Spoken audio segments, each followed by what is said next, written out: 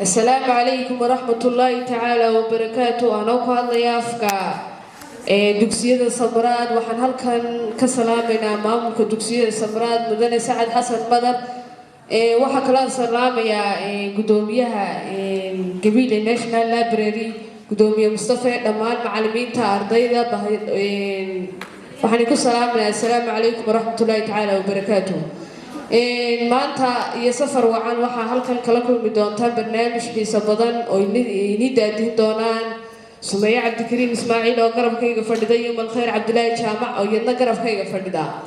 barnaamijkan waxa uu ka duwan yahay barnaamijyadii hore aan u soo gudbin jirnay. waa barnaamij ku saabsan dood maanta caqabadaha hortaagan aqoonsi raadinta. haddii aan bilaabo doodan waxaa bilaabaya aniga Soomaaliland marka koowaad waa dal ku yaala bariga qaaradda ee geeska Afrika. dalkan waxa uu leeyahay sooyaalo iyo taariikho kala duwan. dalka Soomaaliland waxa uu soo maray xukuno kala duwan. haddii aan xukunadii kala duwanaa uu soo marnay dul istaagna waxaa ka mid ahaa xukunkii Masaarida, xukunkii Cusmaaniyiinta iyo sidoo kale xukunkii u dambeeyay ee Ingiriiska. sooyaalka Soomaaliland waa mid cad oo cidna dah ka saarnayn ama ka qarsoonayn. Soomaaliland waxa uu madax banaanidiisa qaatay sanadii 1960-maadkii. isla sanadaas Soomaaliland waxa uu dib la midoobay Jamhuuriyadda Soomaaliya oo markaa la gumaysan jiray Talyaani. Soomaaliland waa dal ay ka muuqdaan raadad taariikheed oo si toos ah loo taaban karo, sida xuduudaha u dhaxeeya dalalka jaarka la ah, magacyadii madaxdii maxmiyadda ee dalka joogay iyo dhismayaashii waagaasi la dhisay oo ka mid ahaayeen jaamacadda Camuud ee ku taala Booram iyo dhakhtarka weyn ee ku yaala magaalada Hargeysa iyo boqolaal raad oo kale oo kaydka sooyaalka ama taariikhda yaala. Soomaaliland sida ku cad dastuurkeeda waxa ay mar kale madax banaanideeda dib ula soo laabatay sanadu markay ahayd 1990 ay mar labaad madax banaanideeda la soo laabatay. markaas ay burburtay dawladii ay wax isugu jireen ee Soomaaliya.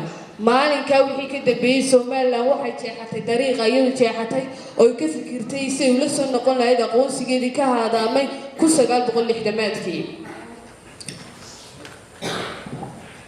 aynu nimaano ururkii SNM waxa uu dalka joogay 2 sano. 2 sano dalka uu joogay waxa uu xilka ku wareejiyay madax rayd ah ama shacab ah. maalinta dabadeed Soomaaliland waxa ka hirgashay dawladnimo aan ka jirin dhulalka Soomaalida. xilka aynu nimaano madaxweynayaasha xilka waxa si nabad ah isugu wareejiyay 5 madaxweyne. Soomaaliland waxa ka dhacay 3 doorasho madaxweyne oo shacabkuna si toos ah codkooda u dhiibteen.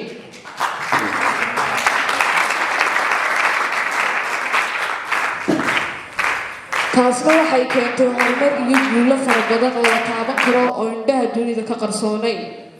Soomaaliland waxa ka hirgalay hanaanka xisbiyo badan oo aan xitaa ka jirin meelo badan. Soomaaliland waxa tartamay xisbiyo doorasho oo ku soo baxa waxaana dhacay laba baarlamaan iyo 3 deegaan haddaanay kaba badnaynba. dhaqaalaha doorashada Soomaaliland cidna kama kaabto.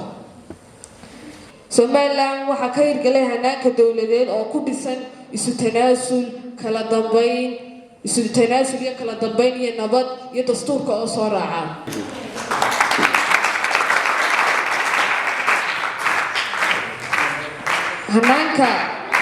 hanaanka nabadda Soomaaliland ka jira waa mid ayadu dhisatay haddii dhiig noqoto iyo haddii dhaqaale noqotoba. Soomaaliland oo qabsatay waxaasoo dhan iyo wax ka badanba madaxdeeduna ilaa hadda dunida aqoonsi ka dalbanayaan. Soomaaliland waa meesha kaliya ee maanta madaxweynaha iyo shacabkuba ay nabad ku socdaan. madaxweynuhu bilaa ilaalo ku socdo. taasna waa horumarka iyo heerka ay gaarsiisan tahay nabaddu. madaxweynuhu mudane Muuse Biixi Cabdi toddobaadadii u dambeeyay waxa uu ku sugnaa dalka Mareykanka oo ah dalka hogaaminaya maanta dunida sababo la xiriira aqoonsi raadin darteed. guntiye gabagabadii haddabana su'aasha intaas oo dhan soo afmeeraysa waxay tahay ilaa hadda maxay tahay sababta ilaa hadda loo laayahay dal ku dhawaaqa aqoonsiga Soomaaliland waxaan uga baxayaa Malkhayr Cabdilaahi Jaamac oo ku wareejin doona assalaamu calaykum waraxmatullaahi tacaala wabarakaatuh waayahay haddii aan isku dayo arrimaha amba caqabadaha hortaagan aqoonsiga Somaliland aragti ahaan waxaan oran karaa waxaa ka mid ah kuwan dalalka qaaradda Afrika iyo madaxdooda oo ka cabsi qaba haddii ku dhawaaqaan aqoonsiga Somaliland inay dalal kale oo cusubi kala go'aan tanina ay noqoto wada furantay guud ahaanba madaxda qaaradda Afrika oo shardi ka dhigay inay arrintani u taalo madaxda Muqdisho iyo Hargeysa micnaha Soomaaliya iyo Somaliland shirarka ku saabsan arinta aqoonsi raadinta oo daacad laga ahayn isla markaana ay qabtaan ama ay abaabulaan dalal iyaguba aan daacad ka ahayn oo ka baqaya inay ka go'aan dalal kale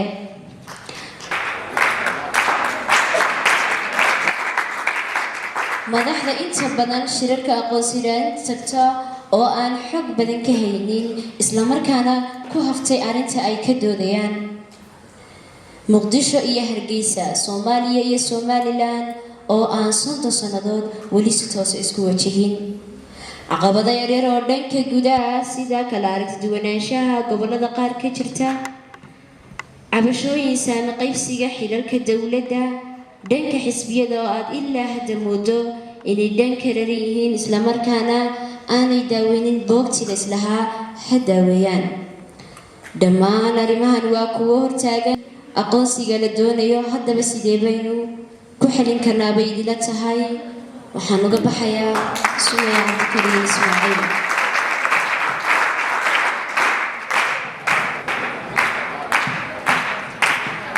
dhammaan arrimahan iyo caqabadaha aad sheegtay waxay la tahay in lagu xallin karo fikir ahaantayda in dalka loo sameeyo saaxiibo badan oo ka baxsan qaaradda Afrika si ay taasi meesha uga saarto ku xidhnaanta madaxda Afrika ee iyaguba cabsida ka qaba inay ka go'aan dalal kale in shirarka aqoonsi raadinta la kordhiyo sarana loo qaado iyada oo la beegsanayo albaabo cusub oo aan ahayn kuwii 30 sano la garaacayay isna furistoodu dheeraatay in dalalka dhexdhexaadintooda hadallada Somaliland iyo Soomaaliya martigeliya isla markaana aan daacad ka ahayn laga guuro isla markaana loo guuro dalal kale oo daacada ama daacadnimada u dhow in la xiriiro quwadaha waaweyn ee dunida ka jira maanta codkooduna wax jarayo sida Ruushka, Shiinaha, Mareykanka, Faransiiska iyo Ingiriiska in la tijaabiyo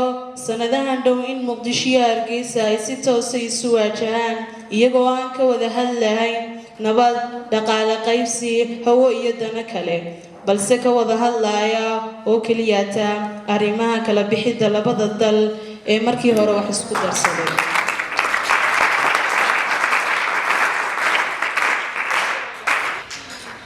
waa in arinta aqoonsiga oo kaliya miiska la soo saaro si wada hadalladu u noqdaan kuwo midho dhal ah ugu dambeyn waxaan ku talinayaa in Somaliland shirarka wada hadallada iyo aqoonsi raadinta ay u dirsadaan dad leh astaamahan aqoon ku saabsan arinta loo xil saaray adkaysi iyo dulqaad aqoon sooyaal ama taariikheed oo dalka ku saabsan intaas in kale oo badan aniga ahaan waxaan u arkaa xalka arintayna hortaagan 30 sanadood mahadsanidin dhamaantiin waxaan nahay ardaydii aqoonsiga doon lahaa insha Allah bismillaahi kariim aqoonsiga soo qaadnay isku dayi doonaa barnaamijkeena xisaab badan halkaas aan kaga tagi doonaa waxaan kaga tagi doonaa assalaamu calaykum waraxmatullaahi tacaala wabarakaatuh